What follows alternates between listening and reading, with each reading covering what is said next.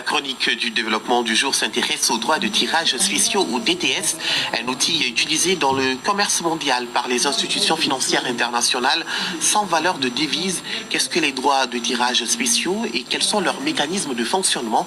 Élément de réponse dans ce numéro avec Soumaïla Berté.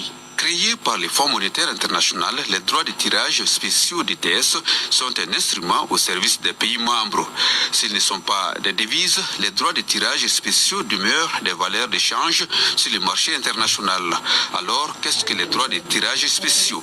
Écoutez les explications de Modibo Maoumakalou, économiste. Les droits de tirage spéciaux sont des avoirs internationaux, c'est-à-dire c'est un actif, mais ce n'est pas une devise. Et évidemment, c'est un instrument monétaire international qui a été créé par le Fonds monétaire international en 1969, mais qui est utilisé par la plupart des organisations financières internationales. Ces DTS avaient été créés parce que vous saviez, quand on a mis en place les accords de Bretton Woods en juillet 1944, c'était pour créer le Fonds monétaire et la Banque mondiale. Il s'agissait essentiellement de stabiliser le système monétaire international et aussi stabiliser les monnaies pour pouvoir permettre des échanges futurs au niveau du commerce international. Les droits de tirage spéciaux sont composés d'un panier de devises, notamment les 5 devises les plus importantes. Et dans cet ordre d'importance, c'est le dollar américain, ensuite l'euro, ensuite la livre sterling britannique, le yen japonais et depuis 2016 le yuan ou le renminbi chinois. L'allocation et l'utilisation des droits de tirage spéciaux se font suivant des mécanismes bien établis. Chaque pays peut en obtenir en fonction de ses quotes-parts au niveau du Fonds monétaire international. C'est les accords de Bretton Woods qui avaient fixé l'étalon or.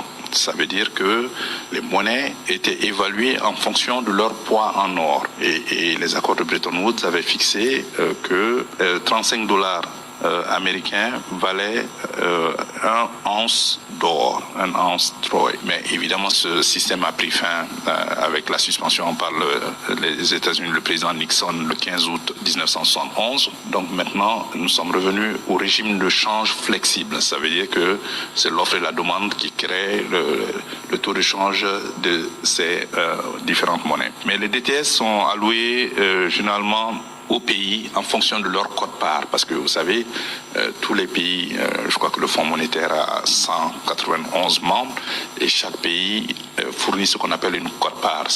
Et ce sont les États-Unis qui ont la quote-part la plus élevée. Donc c'est l'actionnaire majoritaire qui dispose du droit de veto. Depuis sa création, c'est utilisé comme unité de compte au niveau des organisations internationales comme le Fonds monétaire et la Banque mondiale. Les caractéristiques des droits de tirage spéciaux sont nombreuses. Si au départ, les DTS avaient valeur de réserve d'or pour un pays, de nos jours, les données ont changé. Modibo Maoumakalou, économiste. Puisqu'il n'y avait pas assez d'or, on a utilisé les DTS. C'est-à-dire quand on alloue des DTS à un pays, il peut les échanger contre des devises. Évidemment, le cours des DTS est évalué tous les jours par le Fonds monétaire international. Si je vous prends l'exemple du 26 février 2025, un DTS équivalait à 820,97 francs CFA. Mais ça change tous les jours.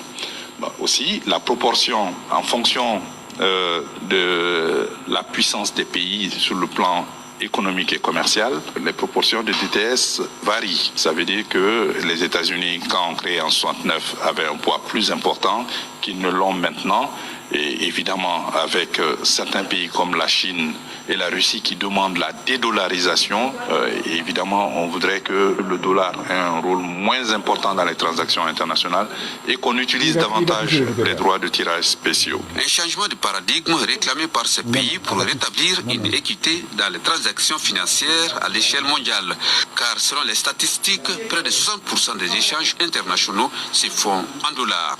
Au bout d'une demi-heure, voilà ce qu'il fallait retenir de l'actualité de ce 7h, présenté par Moussa Papaïdara, mise en onde bien assurée par Mamadou Bedialo, mise en ligne Mohamed de Koulibaly, réalisation Bourama Traoré. Merci à tous.